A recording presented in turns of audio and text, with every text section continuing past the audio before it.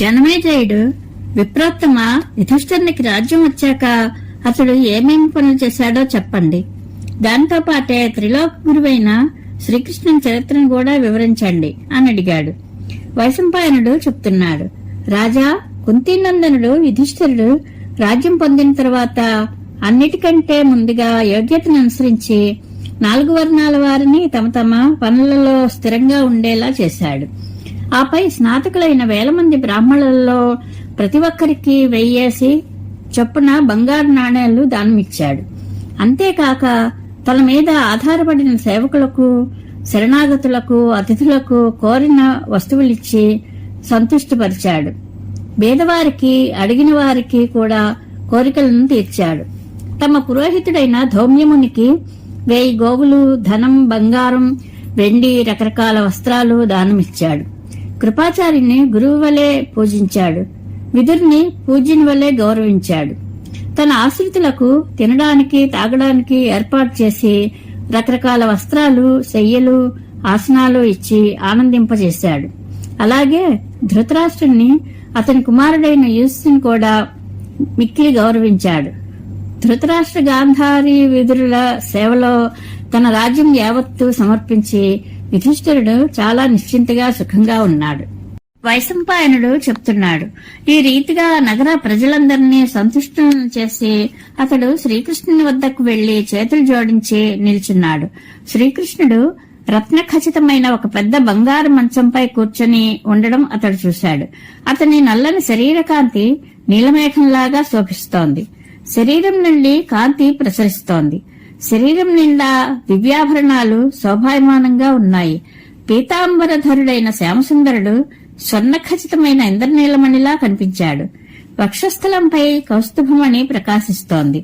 ముల్లోకాలలోనూ ఈ మనోహర దృశ్యానికి పోలికలేదు. యుధిష్ఠిరుడు అతనిని దర్శించి చెంత చేరి చిరునవ్వుతో, దేవా, నీ కృప వల్లనే మేము రాజ్యాన్ని పొందాము. నీ దయ వల్లనే విజయులమయ్యాము. ధర్మభ్రష్టులము కాలేదు అన్నాడు. ఈ రీతిగా అతడు ఎన్ని మాటలాడినా శ్రీకృష్ణుడు దానికేమీ సమాధానమీయలేదు. అప్పుడతడు ధ్యానమగ్నుడై ఉన్నాడు. అది గమనించిన యుధిష్ఠిరుడు, దేవా, ఇదేమిటి? నీవు ఎవరిని ధ్యానిస్తున్నావు? ఇది చాలా ఆశ్చర్యంగా ఉంది. మాధవ, నీ రోమాలు నిక్కబడుచుకున్నాయి. శరీరం ఏమాత్రం కదలడం లేదు. బుద్ధి, మనస్సు కూడా నిశ్చలంగా ఉన్నాయి. నీ శరీరం కట్టెవలే, గోడవలే, రాయివలే నిశ్చేష్టమై ఉంది. ఏమాత్రం చలనం లేదు. గాలి లేని చోట దీపకళిక నిశ్చలంగా వెలిగినట్లుగా నీవు కూడా పాషాణమూర్తి వలె స్థిరంగా ఉన్నావు. నేను వినదగిన వాడనైతే, నాకు చెప్పదగినది అయితే నీవు నా సందేహాన్ని తీర్చు. నేను నిన్ను శరణుజొచ్చి పదే పదే వేడుకుంటున్నాను. పురుషోత్తమ, ఈ జగత్తును నిర్మించేది, నశింపచేసేది నీవే. క్షరుడవు, అక్షరుడవు నీవే. నీకు ఆద్యంతములు లేవు. అన్నిటికీ మూలకారణుడవు నీవే. నీ భక్తుడను, శరణాగతుడను నీ పాదాలపై శిరసు నుంచి నమస్కరిస్తున్నాను. నీ ధ్యాన రహస్యమేమిటో చెప్పు అని ప్రార్థించాడు. యుధిష్ఠిరుని ప్రార్థనను విని శ్రీకృష్ణుడు మనసును, బుద్ధిని, ఇంద్రియములను స్వస్థానములలో నిలిపి చిరునవ్వుతో, సోదరా, అంపశయ్య మీద ఉన్న భీష్ముడు ఇప్పుడు నన్ను ధ్యానిస్తున్నాడు. అందుకని నా మనసు కూడా అతనిపై లగ్నమైంది. 13 రోజుల పాటు పరశురామంతో యుద్ధం చేసి కూడా ఓడిపోని భీష్ముడు ఇంద్రియ వృత్తులను పూర్తిగా ఏకాగ్రం చేసి బుద్ధి ద్వారా మనసును కూడా వశపరుచుకుని నన్ను శరణుజొచ్చాడు. అందుకే నా మనసు కూడా అతనిపై లగ్నమైంది. గంగాదేవి గర్భం నుండి జన్మించినవాడు, వశిష్ఠ మహర్షి వద్ద విద్యను అభ్యసించినవాడు, దివ్యాస్త్రములను, షడంగ సహితమైన 4 వేదాలను పూర్తిగా తెలిసినవాడు, సమస్త విద్యలకు ఆశ్రయుడు, భూత భవిష్యత్ వర్తమానములను చూడగలిగినవాడు, ధర్మాత్ములలో శ్రేష్ఠుడు అయిన భీష్ముని వద్దకు మనసులోనే నేను చేరుకున్నాను. మానవోత్తముడైన భీష్ముడు స్వర్గవాసి అయితే ఈ భూమి అమావాస్య రాత్రి వలె కాంతిహీనమవుతుంది. కనుక నీవు భీష్ముని వద్దకు వెళ్లి అతని పాదాలకు నమస్కరించి నీ మనసులో ఉన్న సందేహాలన్నింటినీ గూర్చి అతనిని అడుగు. ధర్మార్థ కామ మోక్షములనే 4 పురుషార్థముల స్వరూపాన్ని గూర్చి హోత, ఉద్గాత, బ్రహ్మ, అధ్వర్యువు వీరితో సంబంధం ఉన్న యజ్ఞాది కర్మలను గూర్చి, చతురాశ్రమ ధర్మాలు, రాజధర్మాలు అన్నింటినీ గూర్చి నీవు అతనిని అడుగు. కౌరవ వంశ భారాన్ని సమర్థంగా నిర్వహించగలిగిన భీష్ముడనే సూర్యుడు అస్తమించినప్పుడు అన్ని రకాల జ్ఞాన ప్రకాశము నశించిపోతుంది. అందుకే నేను నిన్ను అక్కడికి వెళ్లమని చెబుతున్నాను అని అన్నాడు. శ్రీకృష్ణుడు చెప్పిన ఈ యథార్థ విషయాన్ని విని యుధిష్ఠిరునికి కంఠం పూడుకుపోయింది. కన్నుల నుండి నీరు కారుతుండగా అతడు, మాధవ, నీవు చెప్పినట్లుగా భీష్ముని ప్రభావం అంతా యథార్థమే. ఇందులో సందేహించడానికి ఆస్కారమే లేదు. నాకు కూడా అతని ప్రభావం తెలుసును.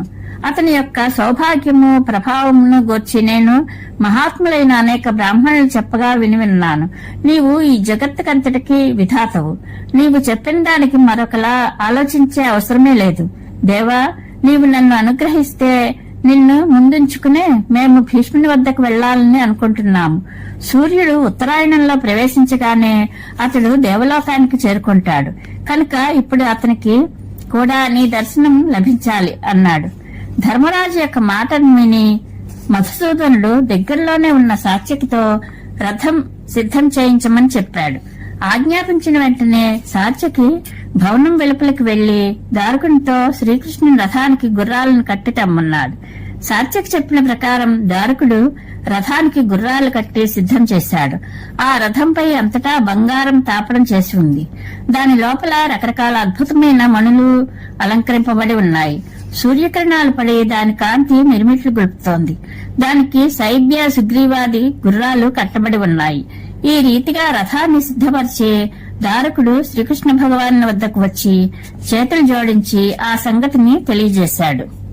పురుషోత్తముడైన శ్రీకృష్ణుడు భీష్ముని భక్తిభావాన్ని చూచి ఒక్క ఉదుటన లేచి వెంటనే రథమెక్కాడు. శ్రీకృష్ణుడు సాత్యకి ఒక రథం మీద, యుధిష్ఠిరుడు అర్జునుడు ఇంకొక రథం మీద బయలుదేరారు. మూడవ దాని మీద భీముడు, నకుల సహదేవులు ఈ ముగ్గురు ఎక్కారు. కృపాచార్యుడు, యుయుత్సుడు, సంజయుడు కూడా తమ తమ రథాలను ఎక్కి భీష్ముని దగ్గరకు వెళ్లారు. ఆ సమయంలో దారిలో బ్రాహ్మణులు అనేకులు శ్రీకృష్ణుని స్తుతించగా అతడు దానిని విని ఆనందిస్తూ కొంతమంది చేతులు జోడించి పాదాలకు నమస్కరిస్తూ ఉండగా వారిని ఆనందింపజేస్తూ వెళ్లసాగాడు. అనంతరం శ్రీకృష్ణుడు, యుధిష్ఠిరుడు, తక్కిన పాండవులు, కృపాచార్యుడు మొదలైన వారందరూ తమ తమ పెద్ద రథాలను ఎక్కి కురుక్షేత్ర వైపు సాగిపోయారు. వెళ్తూ ఉండగా దారిలో శ్రీకృష్ణుడు యుధిష్ఠిరునికి పరశురాముని పరాక్రమం గూర్చి చెప్పసాగాడు.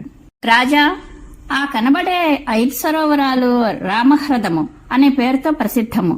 పరశురాముడు 21 సార్లు భూమండలంలోని రాజులను సంహరించి ఈ కుండాలను వారి రక్తంతో నింపాడు అని చెప్పాడు. యుధిష్ఠిరుడు, యదునాథ, పూర్వం పరశురాముడు 21 మార్లు క్షత్రియులు లేకుండా చేస్తే తిరిగి వారి ఉత్పత్తి ఎలా జరిగింది? అతడు క్షత్రియులను ఎందుకు సంహరించాడు? నీకు వేదశాస్త్రాలు కూడా తెలియనివి కావు కాబట్టి నా ఈ సందేహాన్ని తీర్చవలసింది అని అడిగాడు. వైశంపాయనుడు చెప్తున్నాడు, రాజా, యుధిష్ఠిర మహారాజు ఇలా అడిగిన మీదట శ్రీకృష్ణుడు ఆ సంగతి జరిగినట్లుగా అంతా చెప్పాడు. వైశంపాయనుడు చెప్తున్నాడు, ఈ రీతిగా కబుర్లు చెప్పుకుంటూ శ్రీకృష్ణ, యుధిష్ఠిరులు భీష్ముడు అంపశయ్యం మీద పడుకున్న చోటుకి చేరుకున్నారు. ఆ పవిత్ర ప్రదేశం ఓఘవతి నది ఒడ్డున ఉన్నది. భీష్ముని చూసి దూరం నుండే శ్రీకృష్ణుడు, యుధిష్ఠిరుడు, తక్కిన 4 పాండవులు, కృపాచార్యుడు మొదలైన వారందరూ తమ రథాలను దిగి ఋషులు చుట్టూ కూర్చున్న చోటుకి వచ్చారు. వారంతా ముందుగా వ్యాసాది మహర్షులకు నమస్కరించారు. అనంతరం భీష్ముని సన్నిధికి వచ్చి అతనికి 4 వైపులా కూర్చున్నారు. అనంతరం శ్రీకృష్ణుడు సంభాషణను ఇలా ప్రారంభించాడు.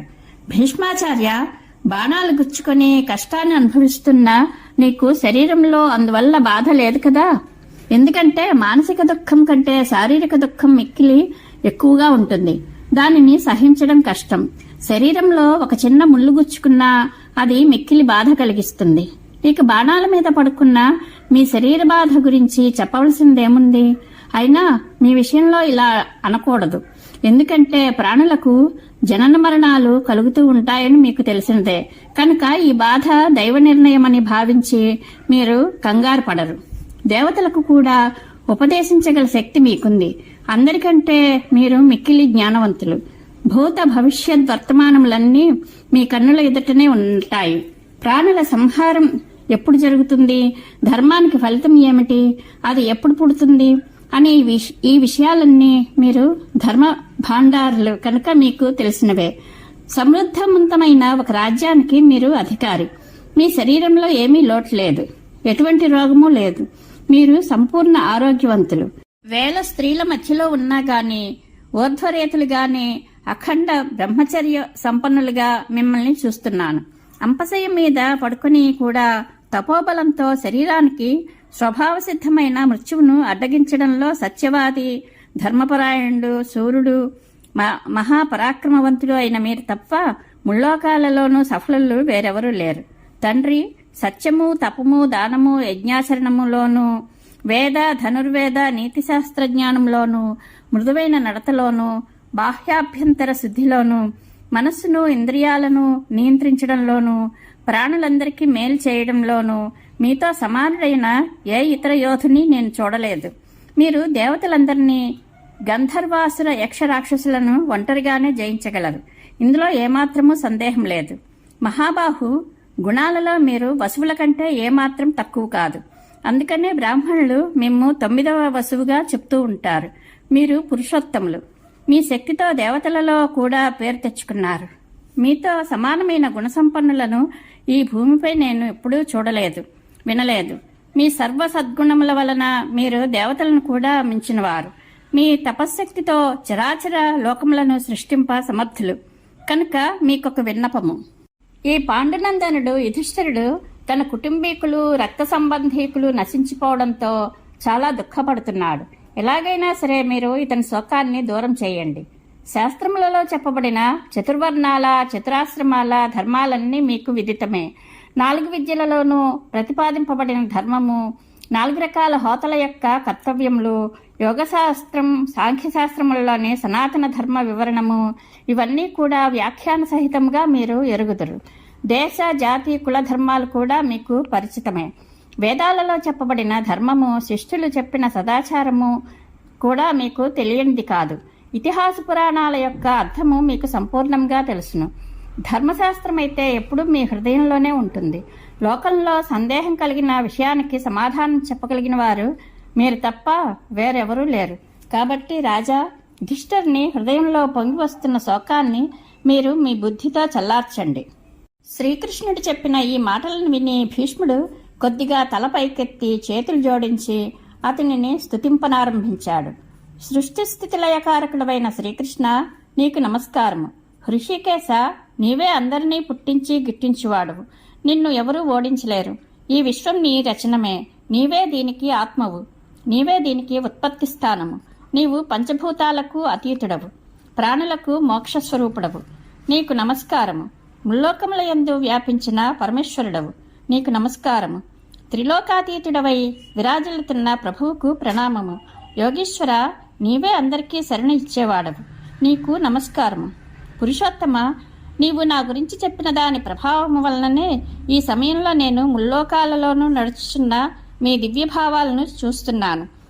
నీ ఆ సనాతన స్వరూపం కూడా నాకు సాక్షాత్కరిస్తోంది. నీవే అమిత తేజస్సు గల వాయు రూపంలో ఊర్ధ్వలోకాలు 7 వ్యాపిస్తూ ఉన్నావు.